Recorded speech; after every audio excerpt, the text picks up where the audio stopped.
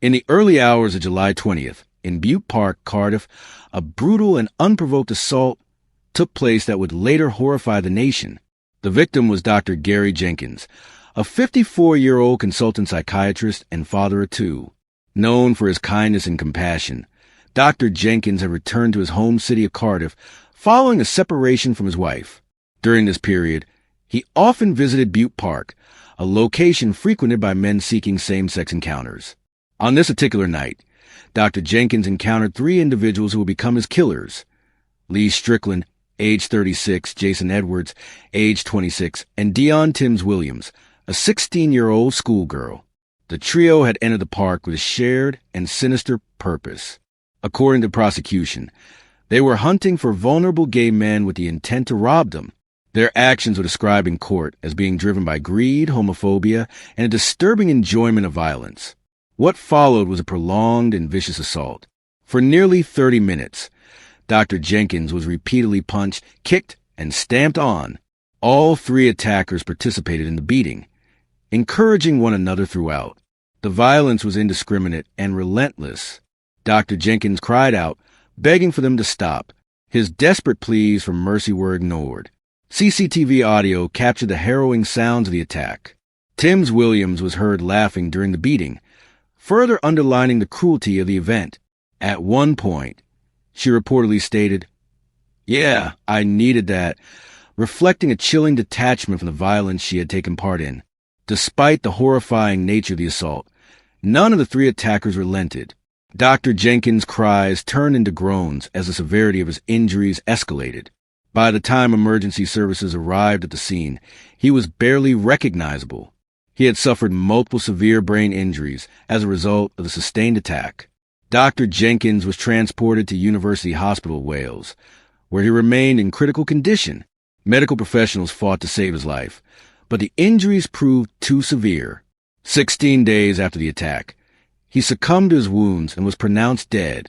The prolonged suffering he endured, captured in real-time audio, later became a key element in the court proceedings. This tragic and senseless attack would eventually lead to one of the most high-profile trials in Wales that year, exposing the level of brutality three individuals were capable of inflicting on a man whose life had been dedicated to helping others. Dr. Gary Jenkins was a highly respected consultant psychiatrist who spent his life helping others. Known for his deep compassion, empathy, and professionalism, he was remembered by those who knew him as one of the most humane and kind-hearted individuals they had ever encountered. His work in the field of mental health impacted countless lives, and his dedication to improving the well-being of his patients earned him widespread respect throughout his career. 6 years before his tragic death, Dr. Jenkins had separated from his wife and moved back to Cardiff, the city where he was raised. As he adjusted to this new chapter in his life, he maintained his commitment to the profession while also navigating personal changes. He was a bisexual man and was known to visit Butte Park, a place where some men sought consensual same-sex encounters. It was during one of these visits that he encountered the three individuals who would later take his life.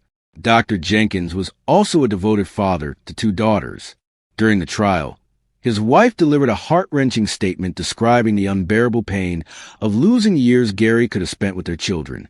She expressed that the loss of many more years and the happy times that Gary could have had with his daughters has been very painful and distressing to bear. Her words captured the deep emotional void left behind by his sudden and violent death. During sentencing, Judge Daniel Williams reflected on the impact of Jenkins' murder. He stated that the world was all the more dimmer following his loss. It's less kind, it's less colorful, with less humor, music, and energy. The judge remarked, emphasizing the profound human cost of the tragedy. These words served as a powerful tribute to the life Dr. Jenkins had lived and the positive energy he had brought to those around him. Although the court proceedings could not undo the harm inflicted, Jenkins' family expressed relief that justice had been achieved.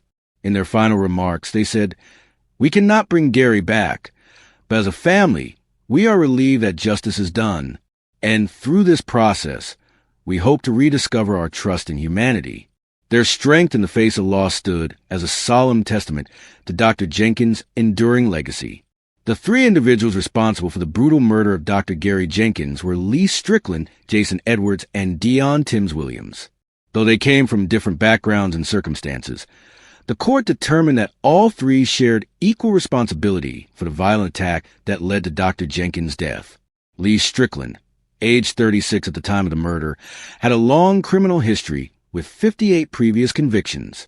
Jason Edwards, age 26, had 35 prior convictions. Despite these lengthy records, neither man had previously been convicted of serious violence. Their defense teams argued during the trial that the attack on Dr. Jenkins was entirely out of character for both. However, this claim was sharply contrasted by the brutality displayed during the nearly 30-minute assault. Deion Timms Williams, just 16 years old at the time of the killing, was a schoolgirl with no known prior relationship to Strickland or Edwards before that night. The court was told she had previously been cautioned in 2019 for possession of a blade. More significantly, evidence presented suggested she had endured historical trauma, which may have made her vulnerable to influence or exploitation by older individuals. However, her behavior during the assault was chilling. CCTV audio recorded her laughing during the beating and later stating, "Yeah, I needed that," a comment that reflected a disturbing level of detachment and enjoyment. The prosecution described the trio's motive as driven by greed, homophobia, and a disturbing liking for violence. They had entered Butte Park that night, hunting for vulnerable gay men to rob. Once the attack began, all three participated fully. Each punched, kicked, and stamped on Dr. Jenkins while encouraging each other to continue. During sentencing, Judge Daniel Williams emphasized the sheer brutality of the act, stating that all three had taken an equal part in the killing. Their collective actions, recorded and played in court, left little doubt as to the cruelty they inflicted. The court rejected any attempt to minimize the role of any individual, concluding that their joint participation in the prolonged violence made each of them fully accountable for Dr. Jenkins' death. The motive behind the murder of Dr. Gary Jenkins was laid out in clear terms during the court proceedings.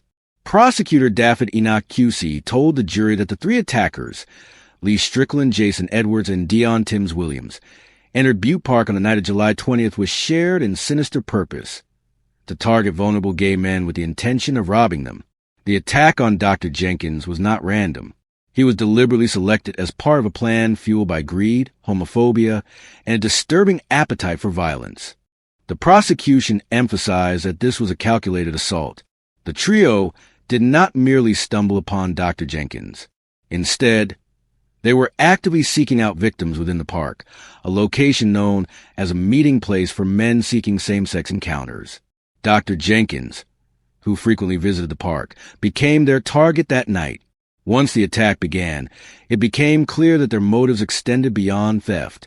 The brutality of the violence, which lasted nearly 30 minutes, demonstrated a level of cruelty that shocked both investigators and the public.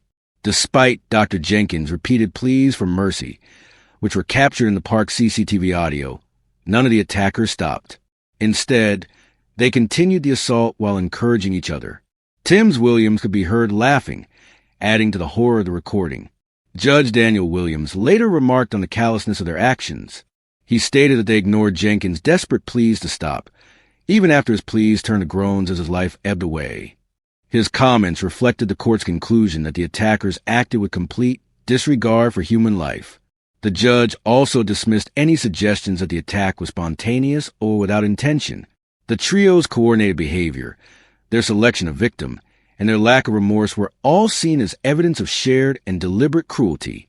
This section of the trial made it clear that the murder of Dr. Jenkins was driven not by impulse, but by a combination of prejudice, greed, and a disturbing willingness to inflict harm without hesitation or regret. The trial of Lee Strickland, Jason Edwards, and Deion Timms Williams took place at Merthyr Crown Court over an 8-day period between January and February of the year following Dr. Gary Jenkins' murder. Each of the three defendants had admitted to manslaughter and robbery. However, they denied the more serious charge of murder. The jury, after hearing detailed and harrowing evidence, found all three guilty of murder. Central to the prosecution's case was the CCTV audio footage that captured nearly the entire 28-minute assault. The recording included Dr. Jenkins' desperate cries for mercy and the cruel laughter of his attackers. Jurors also heard how the trio egged each other on, delivering punches, kicks, and stamps while ignoring the pleas of their dying victim. The disturbing nature of the audio played a pivotal role in establishing the intent and shared responsibility among the three defendants.